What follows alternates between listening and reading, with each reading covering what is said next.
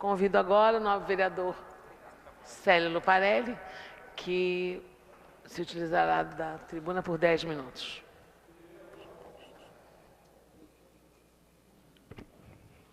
Senhora Presidente, senhores vereadores, senhoras e senhores, quando eu era criança, havia um programa televisivo chamado Telequete.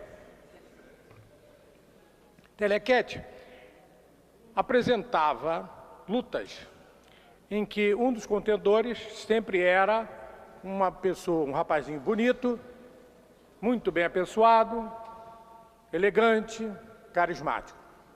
E o seu adversário sempre era alguém muito feio, um brutamonte, um troglodita, que era rejeitado tanto pelas mulheres, porque não era bonito, quanto pelos homens, porque apresentava-se como um sujeito mau, enfim, forte, torcia-se para os mais fracos. Nos primeiros rounds, o feio, o brutamonte, o indesejado, batia no mais fraco, no bonito, no elegante, e desagradava toda a plateia, a televisiva. É lógico que no final sempre vencia, no último e único golpe, o bonito, o que interessava aos espectadores. Por que eu estou trazendo essa imagem? É uma imagem que aconteceu em alguns anos atrás, mas que tinha como objetivo mudar o foco, né? Iludir as pessoas. É o que está acontecendo, por exemplo, hoje, a nível no Congresso Nacional, presidente da Câmara, presidente do Senado e a presidente da República, fingindo que são inimigos, mas tramando os golpes contra nós. Não sei ali quem é bonito, quem é o feio, mas, na verdade, os telespectadores enganados somos nós. Se não, vejamos, eles começaram para tentar enganar, mudar o foco em relação ao Lava Jato, em relação à corrupção desenfreada, em relação ao elevado índice de criminalidade, a inflação, que hoje, como o meu antecessor falou, no mês de março, ultrapassou 8%, o que não acontecia há 20 anos, isso tudo está sendo enganado, está sendo desviado por conta de algumas iniciativas, como fingindo que estão brigando. Aí eles trazem primeiro aquela PEC 171 para reduzir a maioridade penal que eu comentei ontem. Agora, o presidente da Câmara puxa um projeto de lei de 2004 para mexer com os direitos dos trabalhadores, direitos fundamentais.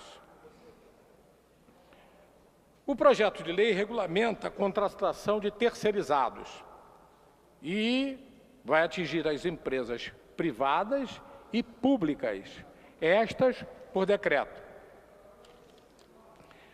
Hoje, apenas é permitido que as empresas contratem terceiros para fazer serviços fora do escopo de sua atividade principal. Isso significa que, em uma empresa de tecnologia de informação ou montadora de veículos, pode-se terceirizar a faxina, o transporte, a segurança, o refeitório.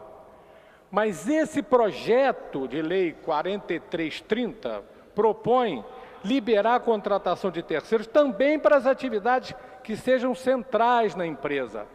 Quer dizer, não só as atividades meio, mas também as atividades fim. A questão não para por aí. Na prática, o projeto altera 3 pontos fundamentais que eu quero elencar. Primeiro, a maior mudança é a permissão na terceirização para a atividade fim da empresa contratante. Hoje, como eu já disse, só é considerada legal a terceirização de atividade meio das empresas, como serviço de higiene, limpeza, segurança e contabilidade. Com o novo projeto, uma empresa de ônibus, por exemplo, poderá contratar outra empresa para que esta forneça motoristas. O segundo ponto importante, sério, é que a criação de uma restrição da responsabilidade, como disse o vereador César Maia, a responsabilidade nos problemas trabalhistas de empresas que fazem sua terceirização, como recolhimento de FGTS, por exemplo. Com a nova lei, pela proposta apresentada, a empresa contratante só fica responsável por problemas da empresa terceirizada se não tiver fiscalizado corretamente.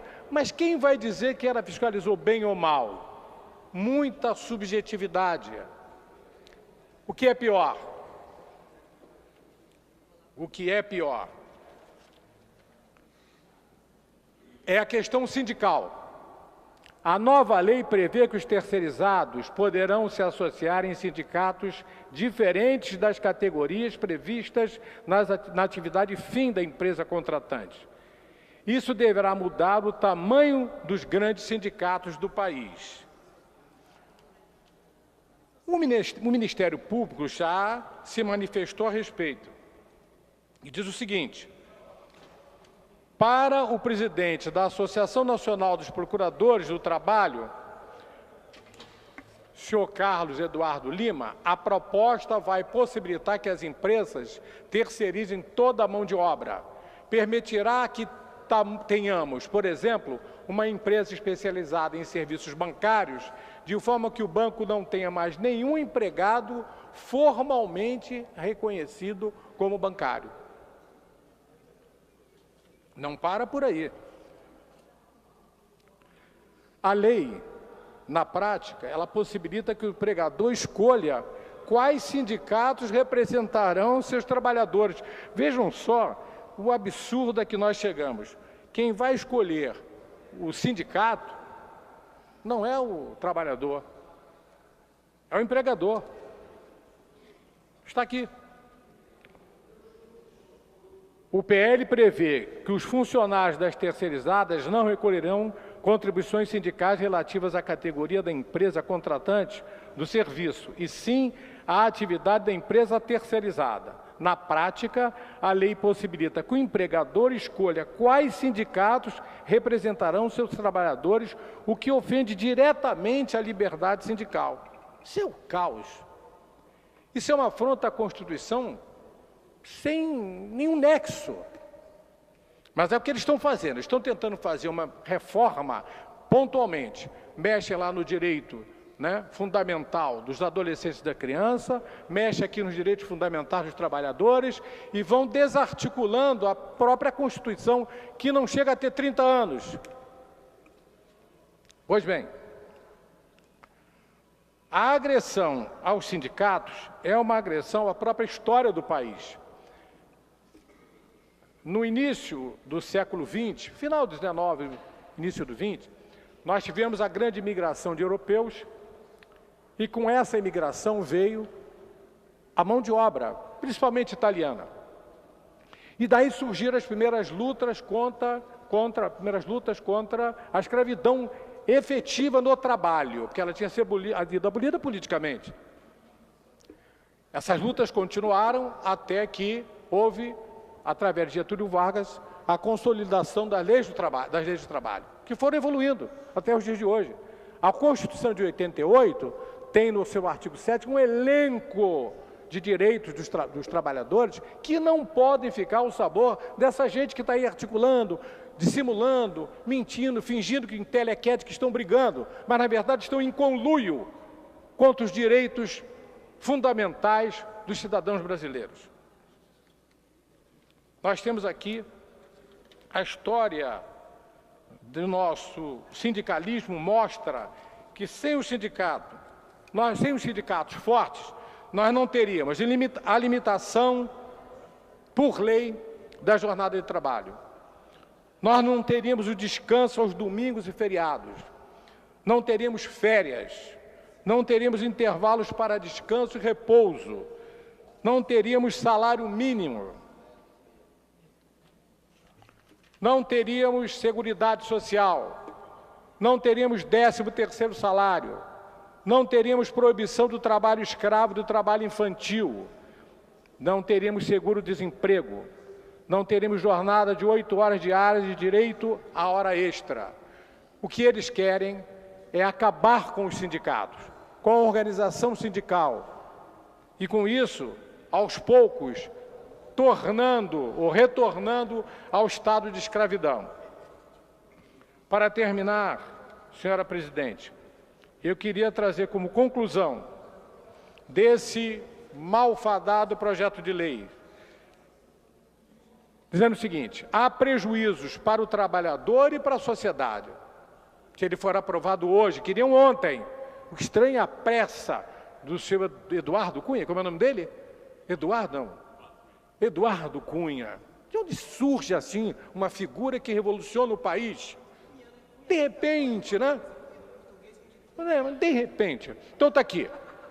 A aprovação do PL 4330, implementando a terceirização ampla e irrestrita, ameaça até mesmo a competitividade do Brasil, pois a implementação de tal temerosa proposta, primeiro, criaria enorme quantidade de trabalhadores precarizados e descartáveis. Segundo, aumentaria a desigualdade social. Terceiro, tornaria ainda mais frequentes os acidentes e mortes no trabalho. Quarto, diminuiria o consumo. E, por fim, prejudicaria não somente a produtividade e a economia, mas toda a sociedade brasileira. Portanto, não é uma questão apenas e tão somente dos trabalhadores, é de toda a sociedade brasileira. Cuidado que eles estão dando golpes contra a Constituição. Muito obrigado, senhoras.